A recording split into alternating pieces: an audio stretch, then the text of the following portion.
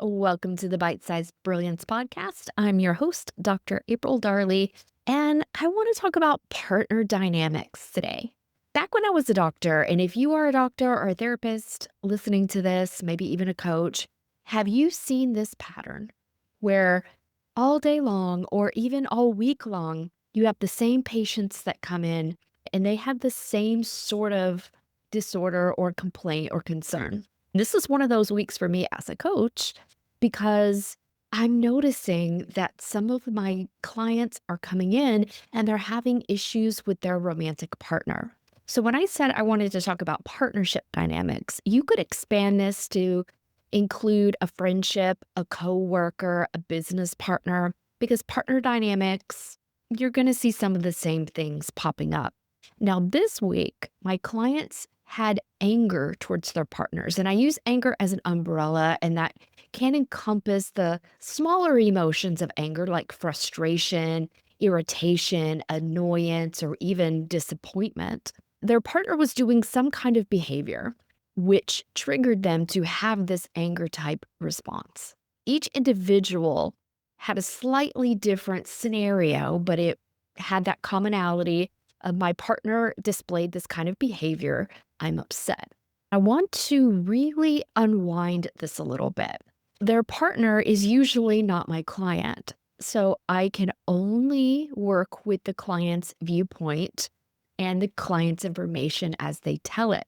There is that old saying, there's his story, her story, and the truth is somewhere in the middle, because every individual will have their own perception of events because we have our own lived experience.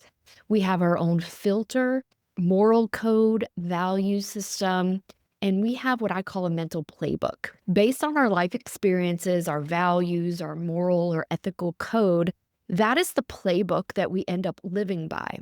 We have this subconscious expectation that other people should live by our playbook.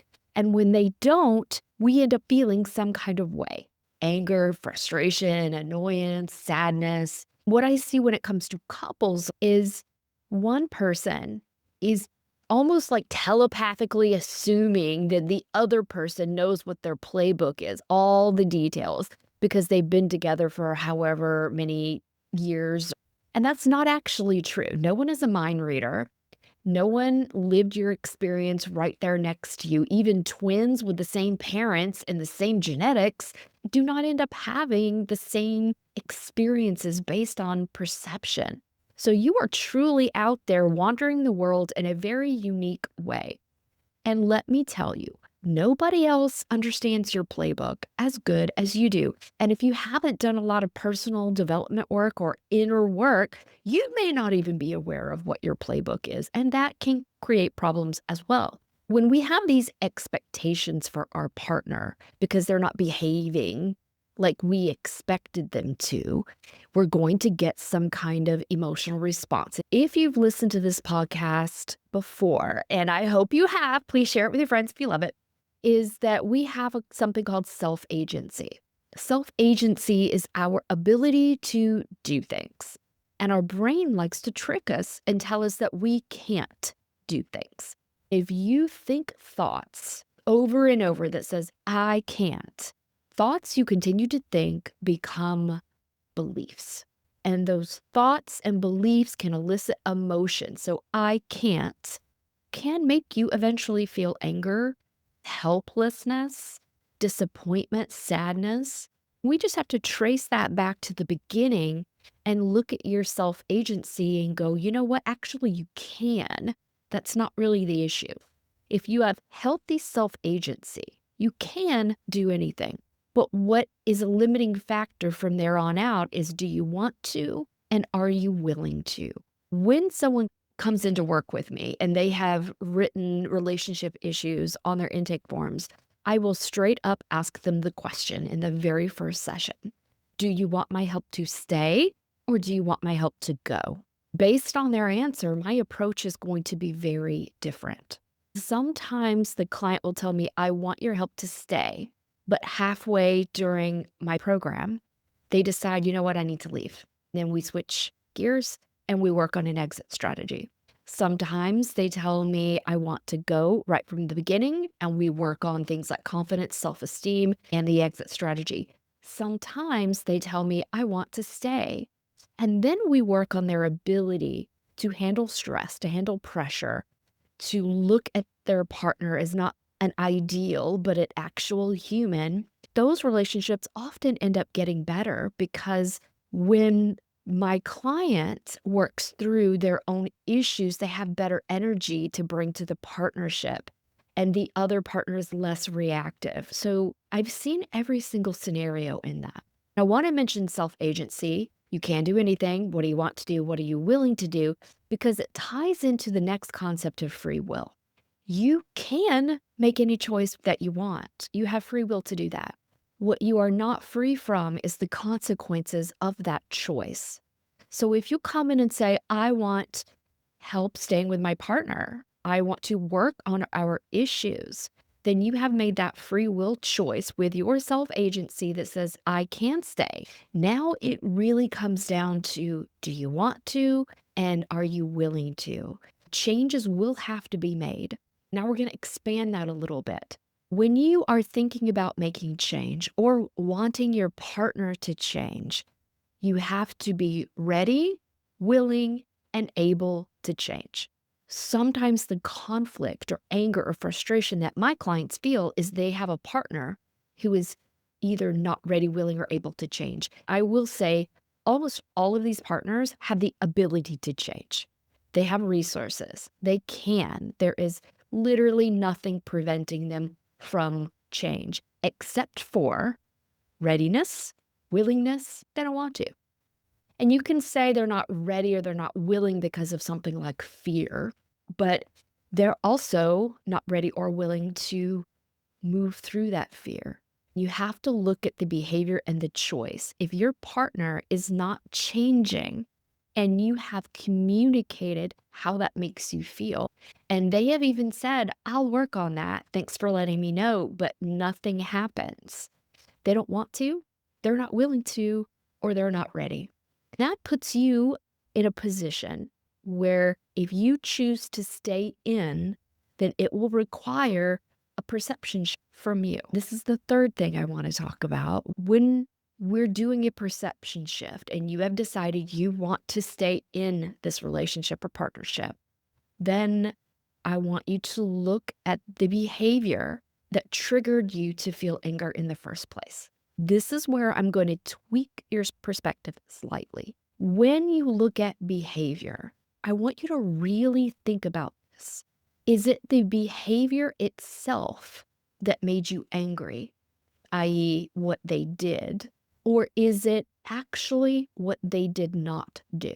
Some of you may be going, April, isn't that the same thing? I'm mad at what they did because they didn't do this, but it's actually not. Your job will be fine-tuning and digging into that and going, am I mad at the behavior itself? And that could be yes. But am I more angry at the fact that they weren't living up to their potential, that they aren't living up to my expectation? They don't match my internal playbook of values, ethics, and behavior. In other words, they don't match my ideal. And if they don't match your ideal or their potential, and I see this often with people that have high emotional intelligence and high empathy, whether they call themselves an empath or not, but empaths tend to see a person's highest potential and then get angry when the person is not taking steps to reach that potential. So ask yourself, if you are feeling some kind of way about your partner right now, romantic, business, coworker, friendship, are you more angry at what they are doing versus what they're not doing but could? The answer to that question is going to give you deeper insight about yourself, and it's actually going to let me know if you're at the front door or if you're at the back door, so that I can find what's hiding in your subconscious in a blind spot to really help you find the answer about what triggered you in the first place. Is it being with a partner who's not living up to your standards, your potential, your ideals, or they're not moving fast enough to reach that place? Or is it because you're with a partner that feels like dead weight? because they just are stuck and refuse to change at all, even if it's hurting them too. Very different places that feel originally like it could have been the same answer. Are you angry at what they're doing or what they're not doing? Partnership dynamics are very interesting and it's complicated because if you think about the true definition of a partnership, it is two individuals who are trying to come together and create something new that hopefully is fair and harmonious to both parties. And if you're expecting your partner to match up to your internal playbook that they have no idea about, and you don't communicate what you need with your partner, or even worse, if you do and your partner outright dismisses that, then you have decisions to make. You have free will and self agency. You can do anything. You can stay, you can go. Do you want to stay? Do you want to go? Are you willing to stay? Are you willing to go? Because very different strategies are involved in that. Are you ready, willing, or able to stay, or ready, willing, and able to go? I see people staying in unhealthy partnerships because of money. They don't want to be alone. Somebody is better than nobody, even though in the long run, these things can make you miserable. I also want you to be really honest. If you're choosing to stay in, why you're choosing to stay in. Is it because you believe that this person is worth fighting for, that they are a great match for you in most areas? Or are you staying with the partner out of fear that you don't want to be alone? You don't think financially you can make it yourself, or it would be hard if you were alone. And are you staying out of comfort? These tend to play out eventually. So if that is your current strategy, it's better to have somebody than nobody.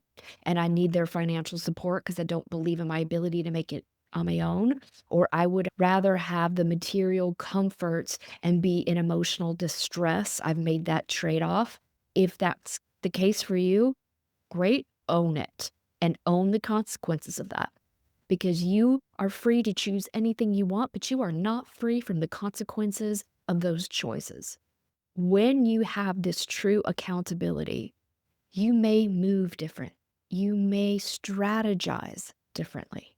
But if you're not honest with yourself in the beginning, then it's very difficult to make any partnership work. Really sit down. I am a big advocate of being real and honest with yourself and real and honest with your partner. There are many times I've had clients refer their partner into me as well. And the best ones have this open communication policy where they're like, you know what? Help us share how we're looking at things differently. And when they have that perception change, when they have that true open conversation and communication, things get better. But when one partner won't communicate, isn't willing to do the work, then you have a choice. You can deal with that and try to look at that with grace and compassion and patience. Or you can decide, I need something better. And I love you, but I'm not in love with you anymore. Or I respect you. This is just not a resonant match anymore. We're just not resonating. We're not trying to go to the same places anymore, and that's okay. But the best thing for us is to separate so that we can pursue paths that are in alignment with us. Look, relationships are hard. Partnership can be challenging. We're human. That's part of the deal. And we learn so much by being in relationships. Some people have a self-protective mode that tells them the opposite. They're avoidant. It's better to be alone than in a partnership or relationship. And that has its own set of troubles, concerns, and issues. Everything in life is on a spectrum, my friends. You can have helpful and harmful ways of thinking or being, feeling in every area of your life. But I just want you to realize that you have a lot of power. You have agency. You have choices. You have options. Now, you may not like some of those choices, options, or consequences, but that is life. We don't always like what we get. And we do have the ability to change it a lot of the time. Many things are outside of our control. But when something is in your control where you can do something about it, but you're not, that is telling. And you really want to examine that. A lot of times we stay stuck and we do it to ourselves because we're afraid of discomfort. We're afraid of making change. We're afraid of what will people think. And we're letting all of these what if get in the way of living the best life that we can right now, even if it might have some challenges, even if some things aren't our preference. The real key is discernment and awareness. And you still have the power. There's great power in patience and compassion, but that can keep you stuck too. There's great power in staying. There's great power in going. Ultimately, you do have power. If you feel that you don't, that is a mindset issue. That is a thought pattern and a habit pattern that can be broken. And these habits and thoughts and beliefs and emotions have created an identity that makes you feel powerless and without self-agency. If you're listening to this and that's resonating, you want to jump on that because it requires you to do something different, to be different. Otherwise, you still get this internal frustration of being stuck. Now, you can lead a horse to water, but you can't make them drink it. So ultimately, in a partnership, you have to decide, is this where I want to be? Knowing I may not get some of my needs fulfilled. And that is fair. To say that your partner has to fulfill all of your needs is probably in your personal playbook, but not reality. Get the help, ask for help, and help yourself.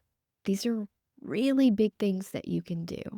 I am here if you need a guide to help you find these hidden subconscious patterns that you may have developed that you don't even realize are affecting your life right now. That's my specialty. And right now I've created 2 different offers that are private coaching. One is called Decode and the other is called Amplify. In the Decode program, we're going to take any issue that you have found challenging and we're going to look at it from an illogical way. Yes, I said illogical, not logical. Because if the problem were logical, you would have solved it already. So the answer to the problem lies much deeper than you expect in your subconscious or your unconscious. For those places, you often need a guide to find that information, bring it up to the surface, and show you the thoughts, the beliefs, the emotions, the habits, the systems, identities, and patterns you've created that you may be ready to let go of and that you've absolutely outgrown. In Amplify, it's for people who want to move fast. They are ready, willing, and able to go all in to create an identity that is about growth, expansion, and impact. And they are willing to move quickly to reach that next level of impact. It is high-touch support when you are playing at high stakes.